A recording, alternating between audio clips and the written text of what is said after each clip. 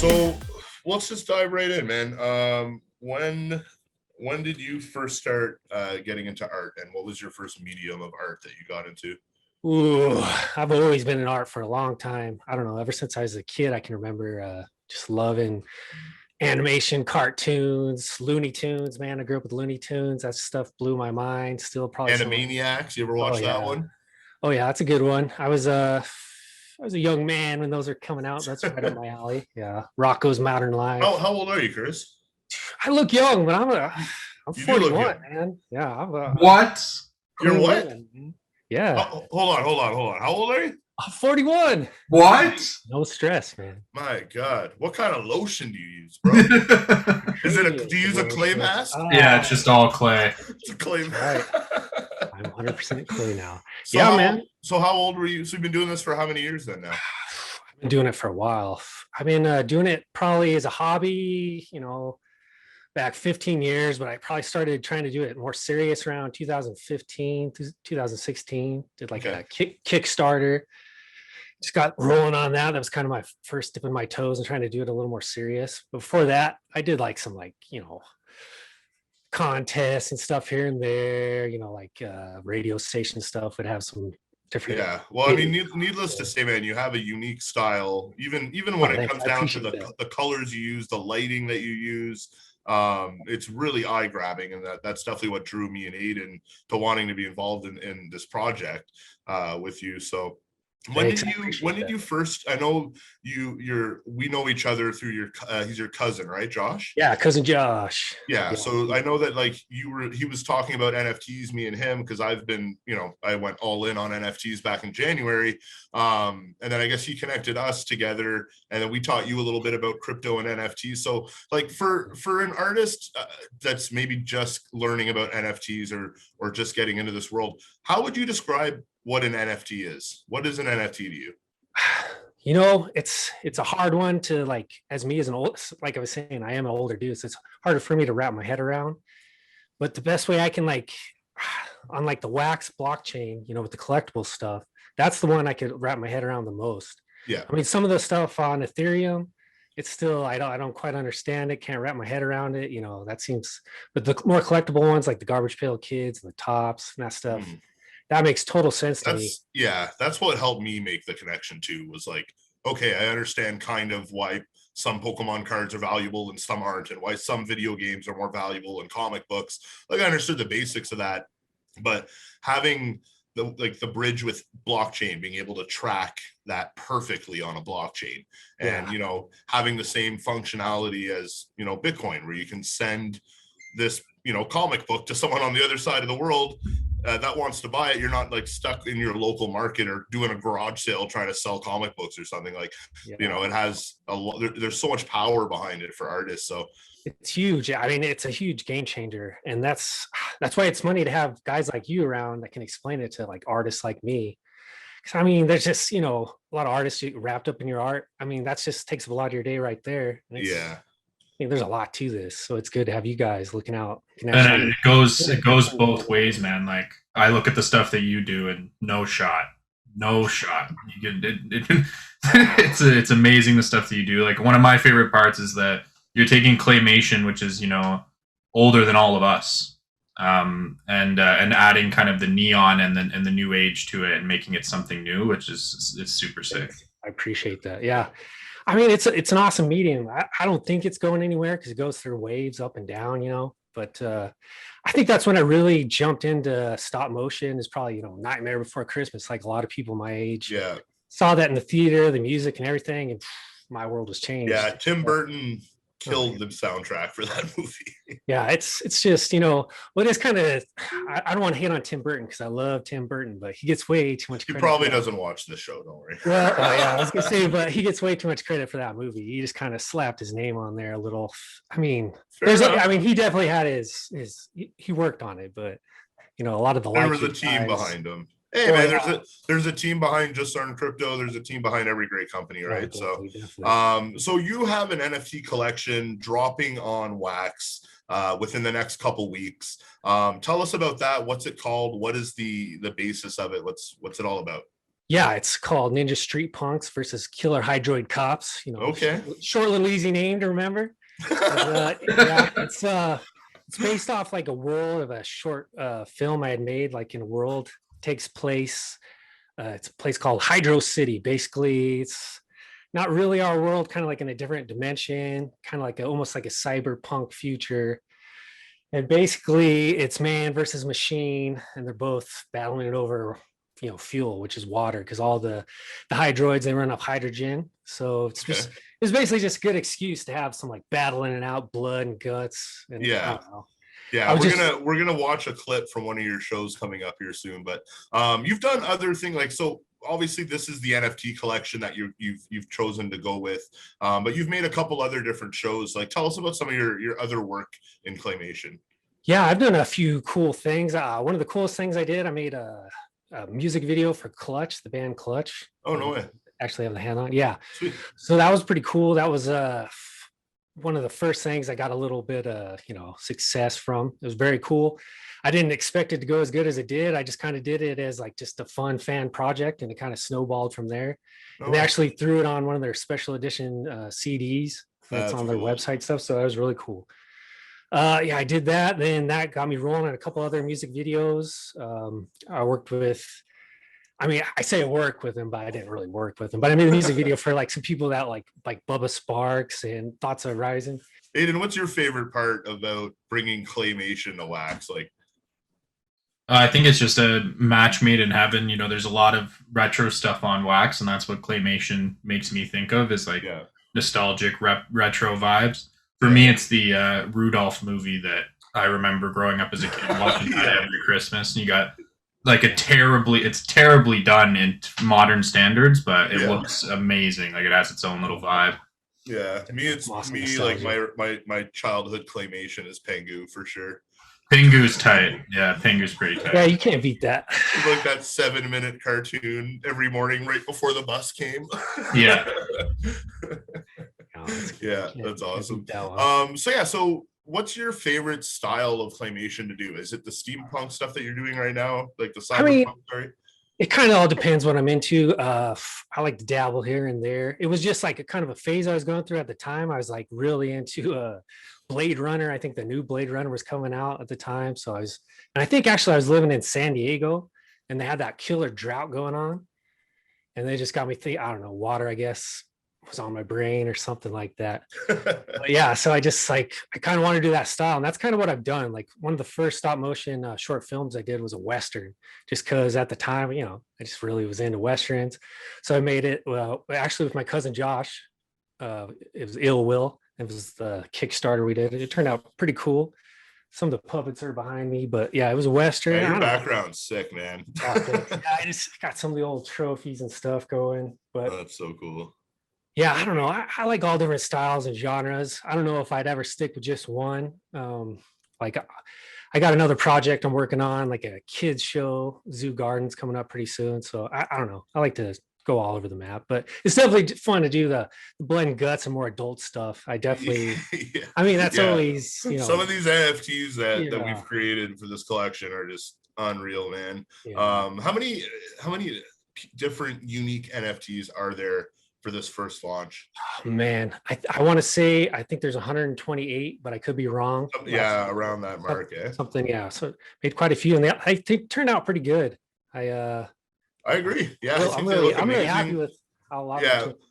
Yeah, we can't give too many sneak previews out on this video, but you're going to be coming on the Saturday sesh in a couple days as well. We've got a collab that you did with Just Learn Crypto. I'm super excited to get that NFT out.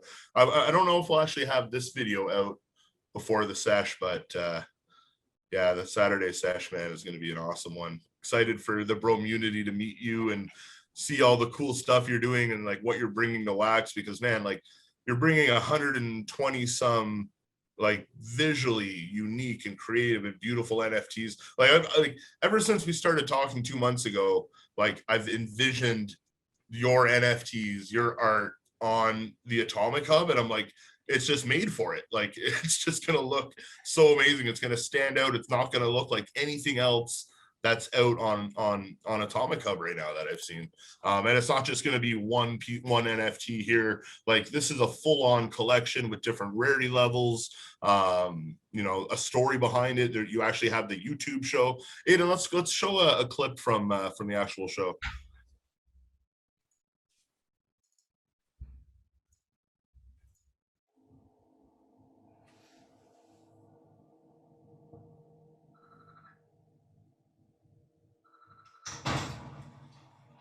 Yeah, this is Hydro City I speak of.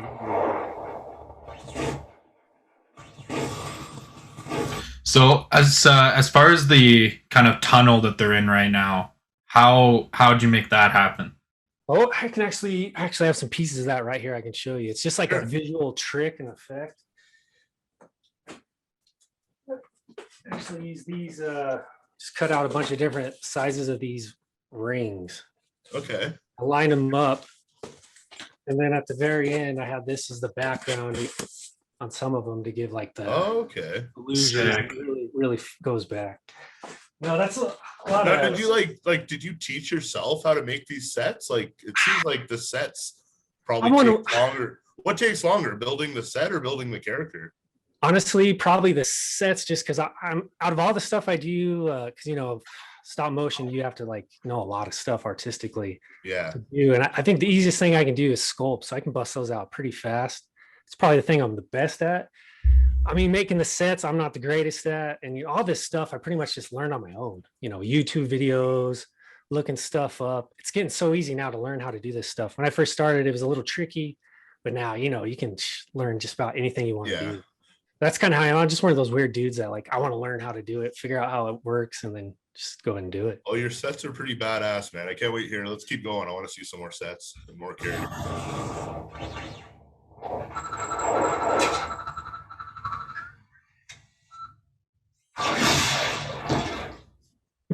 You got him. Got it. I might pull that one in the morning. Oh, I'm not the dog. I'm not the dog. Oh my god. You can't kill the dog. They say you the can't kill day the dog. is ruined. Is the dog okay? That one, you gotta wait and find out. I don't know. They say that's a cardinal sin. You can never kill the dog, so the dog's probably okay.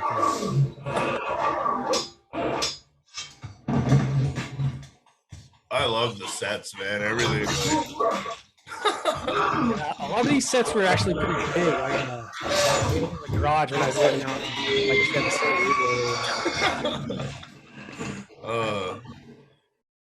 love it. Yeah, a lot of this stuff, you know, it's just like homemade materials. I keep it pretty low tech on most of it.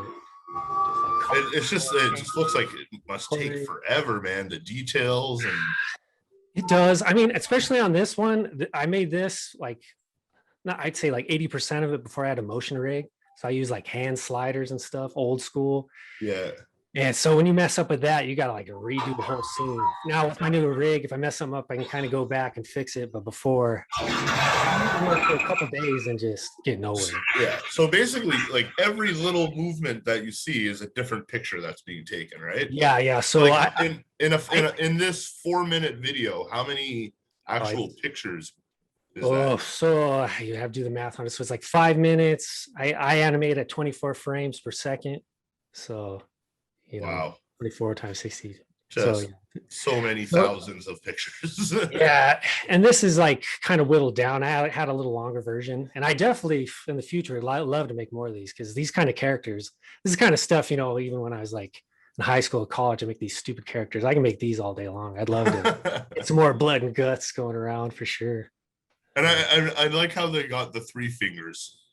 See, yeah, I mean, I think we might have had this discussion before. Some people, they get sensitive about 3 fingers and 1 thumb or 4 fingers and 1 thumb. I just go with whatever's easiest to animate. I'm a 3-finger guy, so that's how I roll. But it bugs some people. I've got some hate mail. Some diehard. Some guy like seriously wrote me and is like, dude, it just bothers me. The hand is not right. Well, I mean, the more tech comes out, the more that becomes the most inaccurate part of this whole thing. I know. Some people, it bothers them. I don't know.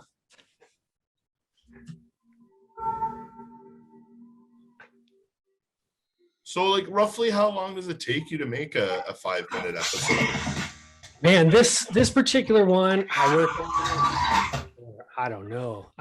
It's hard to add up because I worked on it over a series of months, you know. Well, But that's what I mean. Like it's not a weekend thing. Like no. Like, I mean, honestly, this short film I worked on over this, course of years, really, whenever I could put in on it.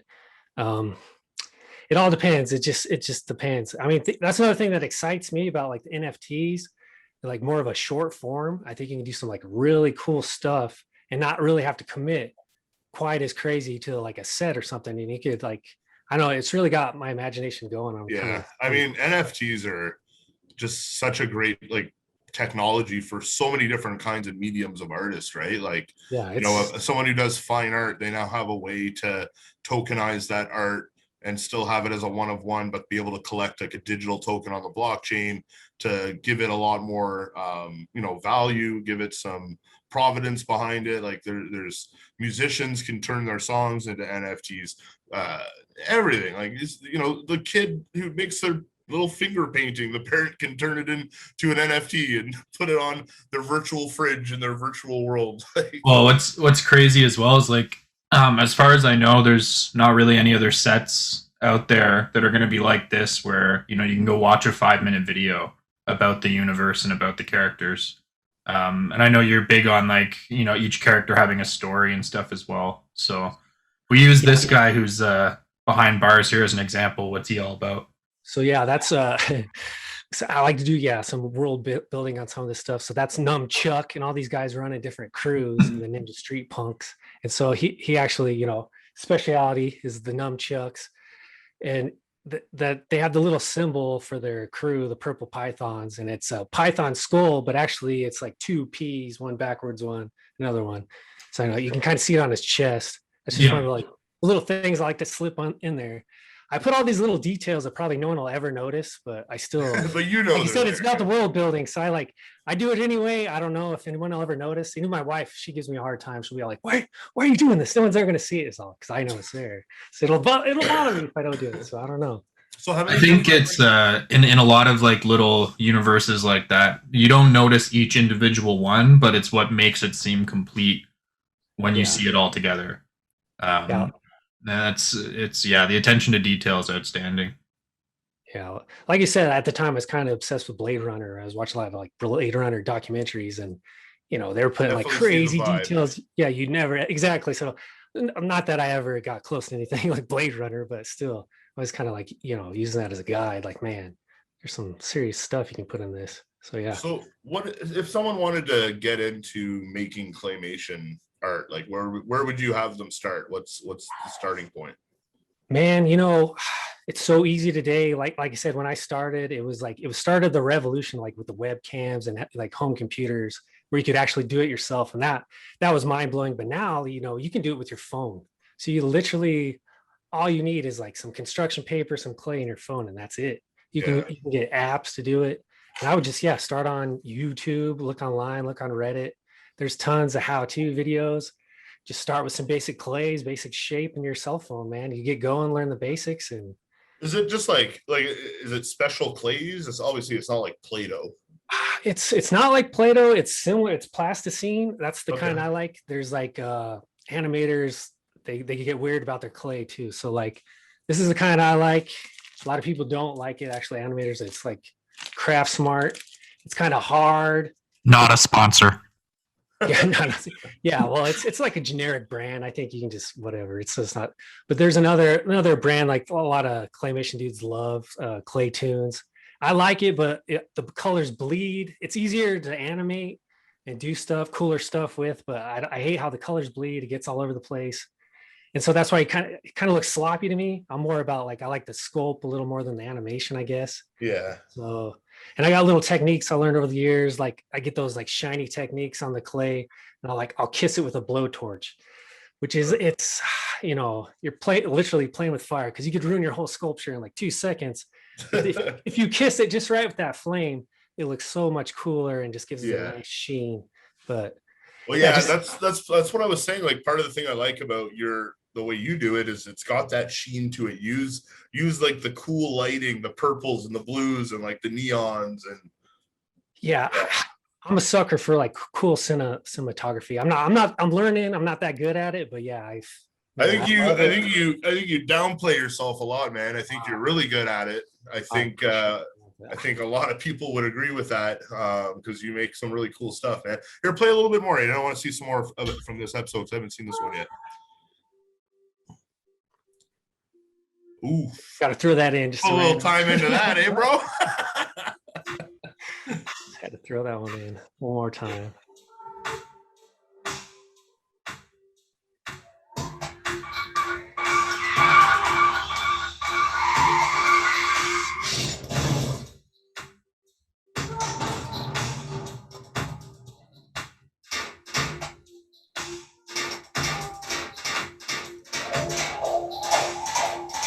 Man, stop motion always blows my mind that it's just like all pictures.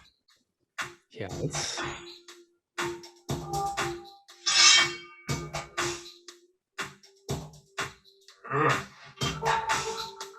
of got the slow build. Shit's about to go down.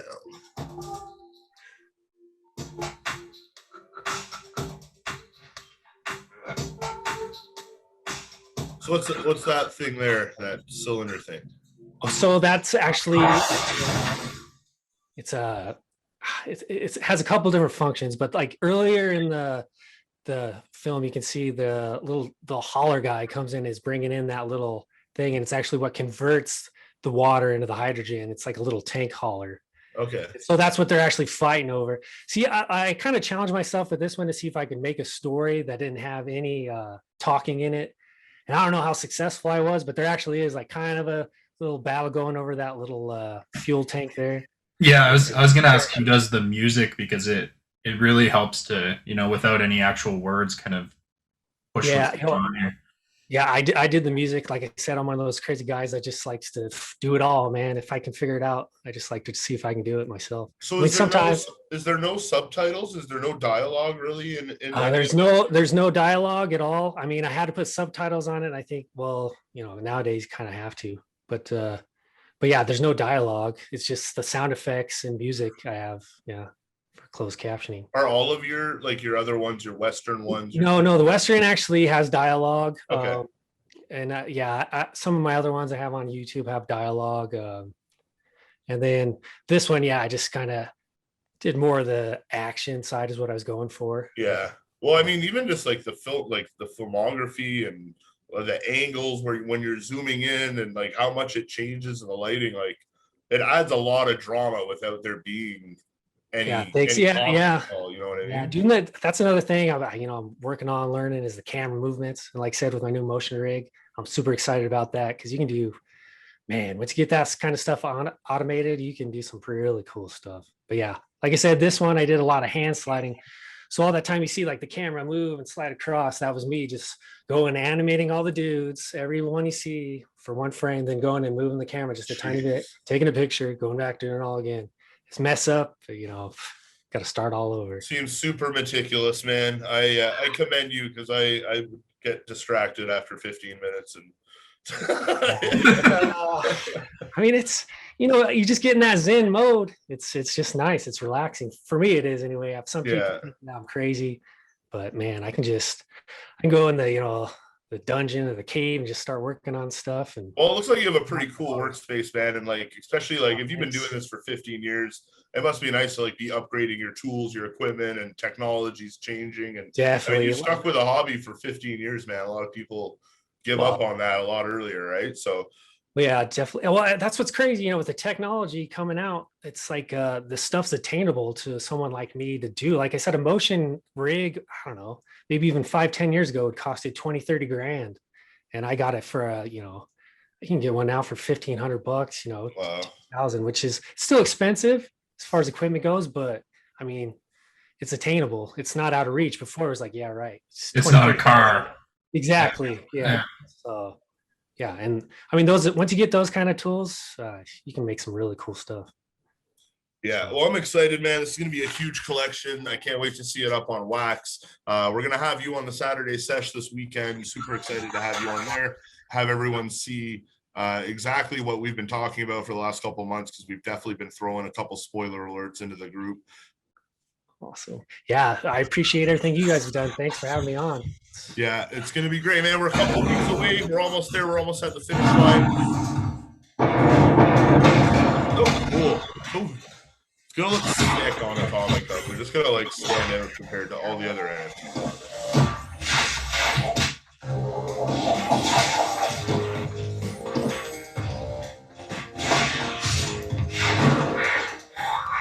Oh, Gotta throw in the cotton balls. I gotta say, if you ain't using cotton balls in your stop mo, man, some of those effects are just insane, man.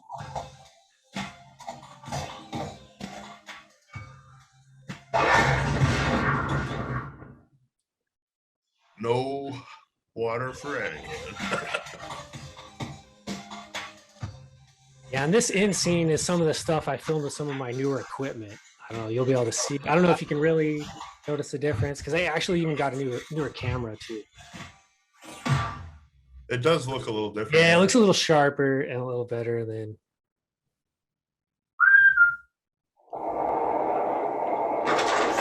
Yay! All right, see, the dog doesn't die. Kick it. You got a robot arm. Awesome, man. Well, listen, man, thanks so much for coming on, telling us a little bit about your story. I want to give a shout out to the sponsors. So thank you to ubiquity.io, Car City Canada as well. Who am I forgetting? Aidan, I'm forgetting someone here. And R2 Collectibles. We got a hard goal of 6 billion subscribers by the end of the year, so make sure to subscribe. Easy enough.